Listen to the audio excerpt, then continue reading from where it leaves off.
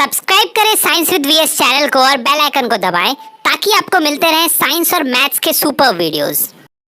Hello everyone, this is Vishwajeet Singh और आप देख रहे हैं साइंस विद वीएस। तो आज जो हम लोग 9th सीबीएसई का चैप्टर शुरू करने वाले हैं केमिस्ट्री का। चैप्टर का नाम है मैटर इन अवर सराउंडिंग। ये उसका फर्स्ट पार्ट है। ठीक है, तो स्टार्ट करते हैं। सबसे पहले यहाँ पे मैटर क्या होता है? तो matter is anything that occupy space and have मास। ठीक है, कुछ भी जो आपका स्पेस ऑक्यूपाई करता है और उसमें मास होता है, वैसे सब्सटेंस को हम मैटर बोलते हैं। जैसे कि मार्कर, जैसे आप, जैसे मोबाइल फोन जिसमें आप ये वीडियो देख रहे हैं, सारी चीजें क्या है? मैटर है। एयर भी मैटर है ना। जो भी चीजें आप अपने चारों तरफ देखते हैं, लगभग चीजें आपको मैटर दिखाई देती हैं। ठीक है, यानी वो मैटर होती हैं। जैसे अगर इसका हम एग्जाम्पल का बात करें तो कुछ भी हो सकता है। जैसे अभी हमने बोला मार्कर, है ना। एयर हो सकता है। एयर में जितने गैसेस हैं, सारे गैसेस मैटर हैं। जो भी आप देखते हैं, वाटर वगैरह, सब कुछ क्या है? मैटर है।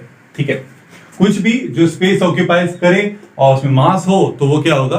वो मैटर होगा। ठीक है, तो ये हमारा जैसे टाइप हो गया मैटर का, मतलब एग्जांपल हो गया। तो इसके बाद अगर हम बात करें तो मैटर जो है ये बने होते हैं पार्टिकल्स से। They are made up of particles. ठीक है, पार्टिकल्स क्या है? तो पार्टिकल्स बहुत ही छोटे छोटे सब्सटेंस है, आप कह सकते हैं, जिनके कॉम्बिनेशन से क्या है? मैटर बना हुआ है। इनके जुड़ने से ही सारे मैटर जो भी है, हम लोग, आप लोग, सब कुछ जो भी मैटर आप देखे अभी अपने चारों तरफ, वो सब कुछ किससे बना हुआ है? पार्टिकल्स के जुड़ने से बना हुआ है। ठीक है, they are made up of particles. ठीक है, तो ये आपका मैटर का हो गया। ये प्रॉपर्टीज आप कह सकते हैं कि anything that occupy space and have मास, उसको हम मैटर बोलेंगे। ये क्या होते हैं? ये पार्टिकल्स से बने हुए होते हैं। ठीक है, इसके बाद अगर हम बात करें मैटर का क्लासिफिकेशन का, ठीक है, तो मैटर को क्लासिफाई अगर हम करें तो हम दो तरीके से क्लासिफाई कर सकते हैं मैटर को। एक हो जाएगा on the basis of physical state, और दूसरा हो जाएगा on the basis of chemical purity. ठीक है, दो तरीके से आप मैटर को क्लासिफाई कर सकते हैं। एक फिजिकल स्टेट के हिसाब से और दूसरा केमिकल प्योरिटी के हिसाब से। फिजिकल स्टेट यानी हम उसको जो देखते हैं, जो बाहरी उसका रूप है, उसके हिसाब से अगर हम मैटर को क्लासिफाई करना चाहें तो हमारे पास तीन तरह के मैटर होते हैं। एक हो जाता है आपका सॉलिड, दूसरा होता है liquid, and third is gas. ठीक है, तो ये तीन तरह के आपको मैटर देखने को मिलते हैं। अगर हम फिजिकल स्टेट का बात करें उसके हिसाब से, जो हम अपने आईज से जो देख रहे हैं, ठीक है, जो मैटर को अपने चारों तरफ, तो तीन तरह के मैटर आपको देखने को मिलेंगे। एक सॉलिड देखने को मिलेगा, एक लिक्विड देखने को मिलेगा, एक गैस देखने को मिलेगा। तीनों के बारे में अभी हम लोग आगे फुल डिटेल देखने वाले हैं। इसके बाद अगर हम बात करें केमिकल प्योरिटी का, तो केमिकल प्योरिटी में आपके पास दो तरह के मैटर हो जाएंगे। एक हो जाएगा प्योर मैटर और दूसरा हो जाएगा इम्प्योर। ठीक है, अब प्योर मैटर दो तरह का होता है। एक होता है एलिमेंट और दूसरा होता है कंपाउंड। इसके बाद इम्प्योर जो मैटर है वो होता है मिक्सचर। फिर मिक्सचर के भी दो टाइप हैं, होमोजेनस मिक्सचर और heterogeneous mixture.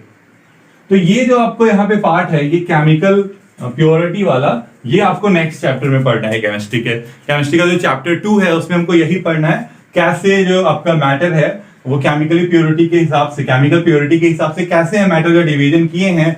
Elements, compound, mixture, homogeneous mixture, heterogeneous mixture, और भी बहुत सारे टाइप के मिक्सचर होते हैं। सब कुछ हमको पढ़ना है नेक्स्ट चैप्टर में।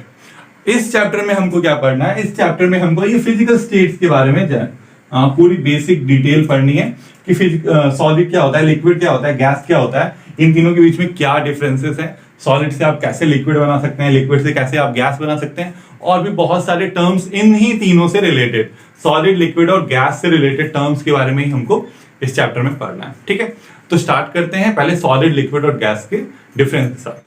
तो यहाँ पे हम लोग तीनों जो हमारे मैटर के अभी टाइप्स हमने बात किए, क्लासिफिकेशन हमने बात किया फिजिकल स्टेट के हिसाब से, सॉलिड, लिक्विड और गैस, उसके बारे में हम लोग यहाँ पे डिटेल में देखने वाले हैं। तो स्टार्ट करते हैं। देखिए, सबसे पहले अगर हम सॉलिड का बात करें तो सॉलिड का स्ट्रक्चर कैसा होता है? सॉलिड का जो स्ट्रक्चर है वो ऐसा होता है, मतलब जो यहाँ पे पार्टिकल्स हैं हमारे सॉलिड से, जिससे वो बना हुआ है वो पूरी तरह से क्लोजली पैक्ड होते हैं, बिल्कुल भी कोई बीच में आपको स्पेस या थोड़ा बहुत स्पेस देखने को मिलता है, ठीक है, बहुत कम स्पेस देखने को मिलता है। तो यहीं से आप, अगर हम लिक्विड का बात करें, लिक्विड का स्ट्रक्चर में क्या होता है कि पार्टिकल्स के बीच में थोड़ा थोड़ा गैप होता है, काफी गैप होता है, कह सकते हैं आप सॉलिड के कंपैरिजन में काफी गैप होता है, ठीक है। इसके बाद अगर हम गैसेस का बात करें तो गैसेस के पार्टिकल्स में बहुत ज्यादा गैप होता है, ठीक है, बहुत ज्यादा दूर दूर होते हैं गैसेस के पार्टिकल्स। तो ऐसा कुछ स्ट्रक्चर होता है, ये सॉलिड का हो गया, ये लिक्विड का हो गया, ये गैस का हो गया, ठीक है। अब हम लोग शेप और वॉल्यूम का बात करते हैं। अगर सॉलिड के शेप का बात करें तो क्योंकि यहाँ पे आप देख सकते हैं क्या है कि जो पार्टिकल्स हैं वो क्लोजली पैक्ड है एकदम, तो इसका शेप क्या होता है, फिक्स होता है। जैसे कि हम लोग सॉलिड हैं, जैसे ये मार्कर सॉलिड है ना, तो इसको अगर आप ऐसे रखें तो भी इसका शेप वही है, ऐसे रखें तब भी अपना शेप लूज नहीं करता, ये शेप वैसा ही रहता है, शेप फिक्स रहता है। साथ ही में अगर हम इसके वॉल्यूम का बात करें तो जितना स्पेस ये ऐसे ले रहा है एयर में, उतना ही स्पेस ऐसे भी ले रहा है, उतना ही स्पेस ऐसे भी ले रहा है। अब किधर भी इसको घुमा फिरा दीजिए या किसको हाथ पे रख लीजिए या कहीं पे भी रख दीजिए तो ये उतना ही वॉल्यूम लेगा, है ना। तो ये चीज है हमारे पास लिक्विड के सॉलिड के साथ कि सॉलिड में fixed shape and fixed volume होता है, ठीक है। शेप भी फिक्स होता है और वॉल्यूम भी फिक्स होता है, किसका, सॉलिड का। इसके बाद अगर हम फोर्स ऑफ अट्रैक्शन, पहले सबका शेप और वॉल्यूम देख लेते हैं। लिक्विड का शेप का अगर बात करें तो लिक्विड का शेप आपने देखा ही होगा कि वाटर बॉटल में अगर हम डाल दें तो वाटर बॉटल के शेप का हो जाता है। उसको अगर हम ग्लास में डाल दें, किसको, पानी को, पानी को आपने देखा ही हो, वो लिक्विड है ना। तो अगर हम वाटर का बात करें तो वाटर को अगर आप ग्लास में रखते हैं तो वो ग्लास के शेप का हो जाता है, बॉटल में रखते हैं तो बॉटल के शेप का हो जाता है, हाँ। तो मतलब उसका शेप फिक्स है नहीं, पर क्या उसका वॉल्यूम भी फिक्स नहीं है, वॉल्यूम फिक्स है ना। अगर आप एक ग्लास पानी आपने लिया है जो मान लीजिए कि 250 ml है, ठीक है, अब उसको आपने बॉटल में डाल दिया और उस बॉटल का कैपेसिटी 1 लीटर का है, तो क्या 1 लीटर पूरा भर जाएगा, नहीं भरता है, सिर्फ 250 ml ही उस बॉटल का भरता है। यानी वॉल्यूम चेंज नहीं होता है, सिर्फ क्या चेंज होता है, शेप चेंज होता है लिक्विड्स का। तो जो लिक्विड्स का अगर हम शेप का बात करें तो शेप क्या है उनका, नो फिक्स्ड शेप, ठीक है, उनके पास कोई फिक्स शेप नहीं होता है लिक्विड का। ये क्या करते हैं, ये शेप ऑफ द कंटेनर ले लेते हैं जिसमें भी आपने लिक्विड को रखा, जिस शेप का वो कंटेनर है जिसमें आप लिक्विड को रख रहे हैं उसी शेप का लिक्विड हो जाएगा, ठीक है। तो शेप ऑफ लिक्विड जो है वो फिक्स होता नहीं है, पर वॉल्यूम जो है हमारा लिक्विड का वो फिक्स होता है ना, फिक्स वॉल्यूम होता है लिक्विड का। अभी देखिए ना कि एक ग्लास पानी था 250 ml का, उसको आप कहीं पे भी डाल देते, इवन की जमीन पे भी फेंक दिए तो 250 ml ही रहा, वो वॉल्यूम उसका चेंज नहीं होता है, तो वॉल्यूम फिक्स रहता है। इसके बाद अगर हम गैसेस का बात करें तो गैसेस तो बिल्कुल लिक्विड की तरह ही है, उनको आप जिस कंटेनर में डाल दीजिए वो उसी का शेप ले लेते हैं। अगर आप गैसेस को आपने एक छोटे से बॉटल में रखा है तो उसके शेप का होगा, बड़े से कंटेनर में रखा है तो उसके शेप का हो जाएगा। पर वहां पे एक और बात यह है कि गैसेस का वॉल्यूम भी फिक्स नहीं होता है। वॉल्यूम फिक्स कैसे नहीं होता, आप कैसे पता करें, तो जैसे आपने कभी स्प्रे किया होगा गैस को, जो आपके परफ्यूम्स होते हैं, जब उसको आप स्प्रे करते हैं तो देखते हैं कि इतना सा पार्ट आपने थोड़ा सा या 2-3 बूंद जो है स्प्रे किया गैस का, ठीक है, और वो पूरे रूम में फैल गया। इसका क्या मतलब है कि उसके पार्टिकल्स जो है वो पूरे रूम में फैल गए, यानी कि जो पार्टिकल्स इतने से स्पेस में थे पहले, इतना सा वॉल्यूम जिन्होंने ऑक्यूपाई किया था और उसने पूरे रूम को ऑक्यूपाई कर लिया, यानी कि उनका वॉल्यूम फिक्स नहीं होता है, ठीक है। Gases don't have fix volume too, तो उनका जो शेप एंड वॉल्यूम दोनों का बात करें तो वो फिक्स नहीं होता है, ठीक है, नॉट फिक्स आप कह सकते हैं। ना ही शेप फिक्स होता है ना ही वॉल्यूम फिक्स होता है, किसका, गैसेस का। आगे बढ़ते हैं हम लोग, force of attraction between the particles. Particles के बीच में फोर्स ऑफ अट्रैक्शन, जिस ताकत के साथ कोई एक पार्टिकल दूसरे पार्टिकल को खींचता है अपनी तरफ, इसी को हम क्या बोलते हैं, फोर्स ऑफ अट्रैक्शन बोलते हैं, ठीक है। जिस फोर्स के साथ कोई पार्टिकल दूसरे पार्टिकल को अपनी तरफ खींचता है इसी को हम फोर्स ऑफ अट्रैक्शन बोलते हैं। तो यहाँ पे आप देख सकते हैं सॉलिड में कि इस पार्टिकल ने कितना फोर्स के साथ दूसरे पार्टिकल को खींचा हुआ है, बहुत ज्यादा फोर्स के साथ खींचा हुआ है, तभी ना दोनों एक दूसरे से चिपके हुए हैं, है ना, पार्टिकल्स के बीच में कोई गैप नहीं है। तो मतलब क्या हुआ कि फोर्स ऑफ अट्रैक्शन इन जो आपका सॉलिड्स है ये बहुत ज्यादा हाई होता है, वेरी हाई, ठीक है, या मैक्सिमम होता है, आप कह सकते हैं। तीनों के कंपैरिजन में सबसे ज्यादा जो फोर्स ऑफ अट्रैक्शन है वो क्या होगा, वो मैक्सिमम होता है सॉलिड में। ठीक है, इसके बाद अगर हम लिक्विड का बात करें तो लिक्विड के बीच में देखिए फोर्स ऑफ अट्रैक्शन थोड़ा कम है। सॉलिड में क्योंकि पार्टिकल्स चिपके हुए थे, इसका मतलब यहाँ फोर्स ऑफ अट्रैक्शन ज्यादा था, पर लिक्विड में क्या हुआ, फोर्स ऑफ अट्रैक्शन कम हुआ। और गैसेस से तो ज्यादा ही है ना। या पहले हम गैसेस का ही बात कर लेते हैं। देखिए गैसेस में बहुत ज्यादा गैप है पार्टिकल्स के बीच में। इसका मतलब क्या है, इसका मतलब ये है कि फोर्स ऑफ अट्रैक्शन बहुत वीक है। ठीक है, तो वेरी वीक है यहाँ पे फोर्स ऑफ अट्रैक्शन, या इसको आप लिख सकते हैं मिनिमम। ठीक है, मिनिमम फोर्स ऑफ अट्रैक्शन आपको देखने को मिलता है गैसेस के दो पार्टिकल्स के बीच में, इसलिए इतना ज्यादा स्पेस आपको देखने को मिलता है। इसके बाद अगर हम बात करें यहाँ पे force of attraction between particles का, किसमें, लिक्विड में, तो इसमें आप लिख सकते हैं मॉडरेट, या लिख सकते हैं कि lower than solid but higher than gases, है ना। यही होता है कि फोर्स ऑफ अट्रैक्शन लिक्विड का। देखिए यहाँ पे लिक्विड का जो फोर्स ऑफ अट्रैक्शन है वो सॉलिड से कम है पर गैसेस से ज्यादा है, इसलिए हमने यहाँ पे मॉडरेट वर्ड यूज किया। या आप यहाँ पे लिख सकते हैं कि lower than solid and higher than gases. ठीक है, इसके बाद जो हमारा थर्ड है यहाँ पे प्रॉपर्टी, वो है इंटरमॉलिक्यूलर स्पेस। इंटरमॉलिक्यूलर स्पेस क्या होता है पहले तो ये पता होना चाहिए। मतलब दो पार्टिकल्स के बीच के गैप को, दो पार्टिकल्स हैं उनके बीच में जो गैप है, इसी को हम क्या बोलते हैं, इंटरमॉलिक्यूलर स्पेस बोलते हैं। तो इंटरमॉलिक्यूलर स्पेस या इंटर पार्टिकुलर स्पेस भी बोला जाता है, इंटर एटॉमिक स्पेस भी बोला जाता है इसको। तो इसको अगर हम देखें तो सॉलिड, लिक्विड और गैस तीनों का बात करें तो आपको देखने से ही पता लग रहा है ना। देख के ही बता दीजिएगा पार्टिकल्स के बीच में कितना गैप है। सॉलिड में बिल्कुल गैप नहीं है, लिक्विड में थोड़ा ज्यादा गैप है, गैसेस में बहुत ज्यादा गैप है ना। तो सॉलिड में क्या होता है, वेरी, या आप सिंपली इसको लिख सकते हैं कि मिनिमम जो है यहाँ पे वो गैप होता है। कितना गैप होता है, सबसे कम। तीनों को कंपेयर कर रहे हैं हम लोग, सबसे कम गैप किस में होता है, सॉलिड्स में होता है, सॉलिड के पार्टिकल्स के बीच में होता है। इसके बाद अगर हम आगे बात करें लिक्विड के पार्टिकल्स में, फिर देखिए मॉडरेट गैप है ना। यहां पे भी मॉडरेट लिखिए। मॉडरेट यानी क्या, गैप आप देख सकते हैं लिक्विड के पार्टिकल्स में जितना है, सॉलिड से वो गैप ज्यादा है पर गैसेस से कम है ना। इसीलिए हम यहाँ पे मॉडरेट लिख रहे हैं। सबसे कम गैप है सॉलिड में, सबसे ज्यादा गैप है लिक्विड में, बीच वाला है आपका लिक्विड, तो बीच वाला इसलिए यहाँ पे मॉडरेट लिखा। और सबसे ज्यादा गैप किसमें है, गैसेस में है, तो ये हो जाएगा हमारा मैक्सिमम गैप है। यहाँ पे मैक्सिमम इंटरमॉलिक्यूलर स्पेस है गैसेस पे। ठीक है, तो एक बार हम फिर से देख लेते हैं। स्ट्रक्चर देखिए कैसा है दोनों का। शेप देखें तो सॉलिड का शेप फिक्स है, वॉल्यूम भी फिक्स है। लिक्विड का शेप फिक्स नहीं है पर वॉल्यूम फिक्स है। गैसेस का शेप और वॉल्यूम दोनों ही फिक्स नहीं है।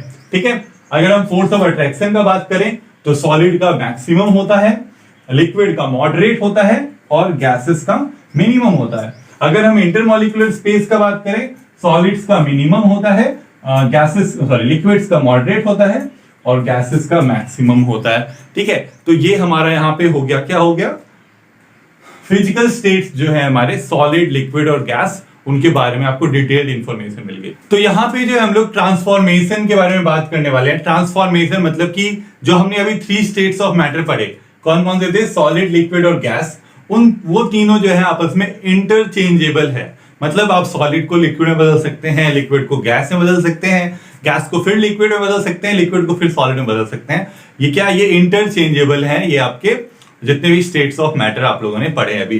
ठीक है, तो इनको अब हम लोग चेंज करेंगे, सॉलिड को लिक्विड में, लिक्विड को गैस को सॉलिड में, ऐसे करके यहाँ पे चेंज करने वाले हैं। ये कैसे होता है, ठीक है, इसको हम क्यों और कैसे कन्वर्ट कर सकते हैं सिंपली। तो यहाँ पे हम लोग बात करेंगे, जो प्रोसेस है हमारे पास वो है हीटिंग से। ठीक है, हीट करके आप क्या कर सकते हैं, आप इन जो हमारे मैटर के स्टेट्स हैं इनको आप चेंज कर सकते हैं बाय हीटिंग। हीटिंग के प्रोसेस से आप ये कर सकते हैं। ठीक है, अब हीटिंग से क्या होता है ये आपको पता होना चाहिए। जैसे अगर हम बात करें हीटिंग से क्या होता है कि जो हमारे इंटर मॉलिक्यूलर स्पेस है, ठीक है, या इंटर पार्टिकुलर स्पेस है, इंटर एटॉमिक स्पेस है, जो अभी हम लोगों ने इससे पहले बात की थी, तो वहां पे क्या हो रहा था, वहां पे हमने देखा कि सॉलिड के जो पार्टिकल्स हैं उनके बीच में बहुत कम स्पेस है, लिक्विड के पार्टिकल्स में थोड़ा ज्यादा स्पेस है, गैसेस के पार्टिकल्स में बहुत ज्यादा स्पेस है। ठीक है, तो यही चीज जो है आप हीटिंग से कर सकते हैं। क्या कर सकते हैं लोग हीटिंग के प्रोसेस से, कि ये जो स्पेस है इसको बढ़ा सकते हैं। अगर आप हीट कर रहे हैं किसी सब्सटेंस को, तो हीट करने से क्या होता है कि जो सब्सटेंस है वो फैलते हैं, ठीक है, वो जो उनमें क्या होता है, उनमें फैलाव आता है, मतलब जो पार्टिकल्स हैं वो दूर होते हैं एक दूसरे से। जब आप किसी सब्सटेंस को हीट करते हैं तो उसके पार्टिकल्स क्या होते हैं, एक दूसरे से दूर जाते हैं हीटिंग से। ठीक है, तो आप यहाँ पे कर सकते हैं क्या कि जब आप हीट करते हैं तो यहाँ पार्टिकल जैसे बहुत ज्यादा क्या है, नजदीक थे, तो हीट करने से एक टाइम आएगा जो पार्टिकल्स हैं उनके बीच में इतना गैप हो जाएगा कि वो किसमें बदल जाएंगे, सॉलिड से लिक्विड में। और फिर इनको अगर हम हीट करते ही जाएंगे तो ये गैप और ज्यादा बढ़ जाएगा, इतना ज्यादा गैप हो जाएगा, ये किसमें बदल जाएगा, ये गैस में बदल जाएगा। ये हीटिंग से आप कर सकते हैं। ठीक है, और इसका अगर उल्टा करेंगे, इसका उल्टा क्या करेंगे, कूलिंग अगर करेंगे तो उल्टा होगा। ठंडा अगर कर रहे हैं हम पार्टिकल्स को तो ये जो स्पेस है ये कम होते जाएगा, कम होते जाएगा। मान लीजिए गैसेस का स्पेस कम हुआ, ये लिक्विड में चेंज हो जाएगा, इतना कम हो गया कि लिक्विड को और ज्यादा आप कम ठंडा करते चले गए तो वो सॉलिड में चेंज हो जाएगा। तो इस तरह से आप हीटिंग और कूलिंग के प्रोसेस से ये चेंज कर सकते हैं। ठीक है, तो यहाँ पे बात आती है कुछ टर्म्स की। अगर हम यहाँ पे बात करें सॉलिड से जब हम लिक्विड में चेंज करते हैं तो इस प्रोसेस को हम बोलते हैं मेल्टिंग। ठीक है, तो ये मेल्टिंग जो है ये कैसे होता है, जब हम हीट करते हैं, किसको, सॉलिड को हीट करते हैं, इतना हीट कर देते हैं कि जो हमारे सॉलिड के पार्टिकल्स जो कि बिल्कुल नजदीक थे एक दूसरे से वो दूर हो जाएं, और इतना दूर हो जाएं कि वो लिक्विड में चेंज हो जाए, तो इस प्रोसेस को हम मेल्टिंग बोलते हैं। ठीक है, इसको क्या बोलते हैं हम लोग, मेल्टिंग बोलते हैं। इसके बाद अगर हम बात करें लिक्विड से गैस में भी बदल सकते हैं आप। जैसे अभी हमने देखा हीट करते जाएंगे तो वो स्पेस और बढ़ते जाएगा, ये स्पेस अब इतना बढ़ गया इन दोनों पार्टिकल्स के बीच में कि वो गैस हो गया, हीटिंग प्रोसेस जारी है। तो लिक्विड से गैस में जब वो चेंज होता है तो इस प्रोसेस को हम बोलते हैं वेपोराइजेशन। ठीक है, या इसका दूसरा नाम है हमारे पास बॉइलिंग। ठीक है, इसको बॉइलिंग भी बोलते हैं। वेपोराइजेशन या बॉइलिंग बोला जाता है लिक्विड से गैस को लिक्विड से गैस के में चेंज होने के प्रोसेस को क्या बोलते हैं हम लोग, बॉइलिंग या वेपोराइजेशन बोलते हैं। ठीक है, तो इसका उल्टा भी है हमारे पास। ठीक है, ये बॉइलिंग हम ऊपर लिख लेते हैं। इसका अपोजिट भी पॉसिबल है कि मान लीजिए कि हम ठंडा कर रहे हैं, अभी हम बात किए कि अगर हम इसको ठंडा करेंगे तो ये दोबारा से चेंज हो जाएगा किसमें, लिक्विड में, फिर सॉलिड में। तो अगर गैस को हम ठंडा करें, ठीक है, तो वो फिर से किसमें चेंज हो जाएगा, लिक्विड में चेंज हो जाएगा। तो गैस से लिक्विड में चेंज होने के प्रोसेस को हम बोलते हैं कंडेंसेशन। ठीक है, इसको बोला जाता है कंडेंसेशन। लिक्विड से गैस में चेंज हुआ तो वेपोराइजेशन या बॉइलिंग, गैस से लिक्विड में चेंज हुआ तो कंडेंसेशन। कंडेंसेशन क्या है, कंडेंसेशन एक प्रोसेस है जिसमें हम लोग गैसेस को कूल करते हैं, इतना कूल करते हैं कि वो लिक्विड में चेंज हो जाए। इसी को हम क्या बोलते हैं, कंडेंसेशन बोलते हैं। तो इसके बाद फिर इसका भी उल्टा पॉसिबल, अगर आप सॉलिड को लिक्विड में बदल सकते हैं तो लिक्विड से सॉलिड भी बदलेगा। ठीक है, तो सॉलिड से लिक्विड बदलने के प्रोसेस को हम लोग क्या बोलते हैं, फ्रीजिंग बोलते हैं। ठीक है, फ्रीज होना। ठीक है, सॉलिड से लिक्विड में चेंज हुआ तो उसको मेल्टिंग बोलते हैं या फ्यूजन भी बोलते हैं। सॉलिड से लिक्विड में बदला तो उसको मेल्टिंग या फ्यूजन बोलते हैं। लिक्विड से सॉलिड में बदला तो उसको फ्रीजिंग बोलते हैं। लिक्विड से गैस में बदलने को वेपोराइजेशन या बॉइलिंग बोला जाता है। गैस से लिक्विड में बदलने में हम उसको कंडेंसेशन बोलते हैं। ठीक है, तो ये हो गया हमारे पास। अब एक और चीज है कि क्या सॉलिड से डायरेक्टली गैस में बदल सकते हैं हम लोग, तो हाँ, सॉलिड से भी गैसेस में बदलना पॉसिबल है, पर सारे जो आपके मैटर है वो सॉलिड से गैसेस में डायरेक्टली चेंज नहीं होते हैं, कुछ ही मैटर है, और इस प्रोसेस को हम बोलते हैं सब्लिमेशन। ठीक है, कुछ ही हमारे पास सॉलिड हैं जो डायरेक्टली गैस में चेंज होते हैं, या इसका अपोजिट भी होगा कि गैस से वो सॉलिड में चेंज हो जाए। इसको भी सब्लिमेशन ही जनरली बोला जाता है, लेकिन कुछ कुछ बुक्स में इसको डी सब्लिमेशन भी बोला गया है। ठीक है, सब्लिमेशन इसको बोलते हैं, सॉलिड से गैस में चेंज होने को, इसको डी सब्लिमेशन, या इसको भी आप सिंपली सब्लिमेशन बोल सकते हैं, दोनों ही सही है। तो अब इसमें अब ऐसे कौन से सॉलिड हैं जो डायरेक्टली गैस में चेंज हो जाते हैं। ऐसे सॉलिड अगर आप देखें तो आपके पास मिलेगा सबसे पहले ड्राई आइस। ठीक है, ड्राई आइस क्या है, तो हमारा CO2 है, फ्रीज्ड CO2, CO2 का सॉलिड फॉर्म, सॉलिड CO2 को ही हम ड्राई आइस बोलते हैं। तो वो ऐसा आपका सॉलिड है जो डायरेक्टली किस में चेंज हो जाता है, गैसेस में चेंज हो जाता है। ठीक है, इसके बाद अगर हम दूसरा बात करें तो हमारे पास जो कैम्फर होता है, कैम्फर जिसको हम कपूर बोलते हैं, जिससे हम आरती करते हैं, तो वो भी एक ऐसा सॉलिड है जो डायरेक्टली किस में चेंज हो जाता है, गैसेस में चेंज हो जाता है, कैम्फर। इसके बाद अगर हम थर्ड जो हमारा है यहाँ पे एक और अगर हम सॉलिड का बात करें तो हमारे पास नैप्थलीन बॉल्स हैं। नैप्थलीन बॉल्स भी जो है ऐसे सॉलिड होते हैं जो डायरेक्टली जो है गैसेस में चेंज हो जाते हैं, उनको हम लोग आपने देखा होगा कपड़ा क्लोथ्स वगैरह सब में रखा जाता है ताकि क्लोथ्स में वो नहीं लगे, कीड़ा वगैरह नहीं लगे, ठीक है। पुराने कपड़ों में डाल के रखा जाता है नैप्थलीन बॉल्स को। तो ये ऐसे बॉल्स होते हैं नैप्थलीन बॉल्स जो ऐसे सॉलिड सब्सटेंस होते हैं जो डायरेक्टली गैस में चेंज हो जाते हैं। तो सॉलिड से डायरेक्टली चेंज होने को गैस में, इसको सब्लिमेशन बोलते हैं। अगर आपको सब्लिमेशन डिफाइन करने आए तो क्या है, sublimation is a process in which solid directly changes into gas without going into liquid state. तो इस प्रोसेस को हम क्या बोलते हैं, सब्लिमेशन बोलते हैं, ठीक है। आई होप समझ में आ रहा होगा। तो ये हमारे पास है सॉलिड से लिक्विड मेल्टिंग, लिक्विड से सॉलिड फ्रीजिंग, लिक्विड से गैस वेपोराइजेशन, गैस से लिक्विड कंडेंसेशन, सॉलिड से गैस सब्लिमेशन, गैस से सॉलिड, उसको भी सब्लिमेशन या डीसब्लिमेशन बोलते हैं, ठीक है। तो यहाँ पे ये हमने ट्रांसफॉर्मेशन किया।